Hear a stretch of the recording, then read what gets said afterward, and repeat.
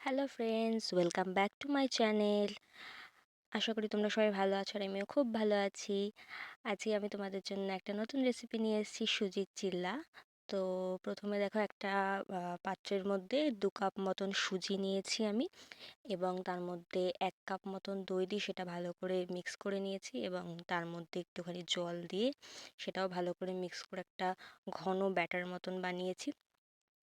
এবার সুজি যেহেতু ফোলে তাই জন্য এটা রেখে দিতে হবে, আর তার মধ্যে একটু স্বাদ মতন লবণ দিয়ে এই মিক্সচারটাকে ভালো করে মিক্স করে তারপর এটা প্রায় 15 মিনিটের জন্য রেস্টে রেখে দিতে হবে যাতে সুজিটা ভালো করে ফোলে।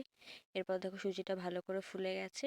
এর মধ্যে আমরা যাবতীয় যা সবজি লাগে তা দিয়ে দেবো, যার যা পছন্দের। আমি আমার পছন্দ মতন দিয়েছি। ধনে পাতা কুচি, ক্যাপসিকাম কুচি, কাঁচা লঙ্কা কুচি, তারপর গাজর কুচি, পেঁয়াজ কুচি আর টমেটো কুচি। তোমরা তোমাদের ইচ্ছে মতন চাইলে আরও অন্য সবজিও অ্যাড করতে পারো। এবার এই সবজির সাথে মিক্সচারটাকে ভালো করে মিক্স করে নিতে হবে। তারপর দেখো এটা সুজিটা অনেকটা ফুলে যাওয়ার জন্য এটা অনেকটাই ঘন হয়ে গেছে।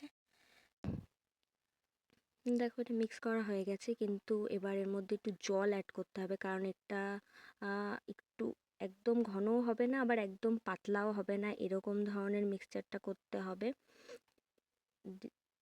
এরপর দেখো এরকম ধরনের যাতে হয়, একদম ঘনও হতে হবে না আবার একদম পাতলাও হবে না। এবার একটা ফ্রাইং প্যানে একটু সাদা তেল দিয়ে তার মধ্যে এই মিক্সচারটা দিয়ে দেবে। দিয়ে এবার যে যেরকম শেপ দিতে চাও, আমি তো গোল করতে পারলাম না, হলো না আমার দ্বারা এটা।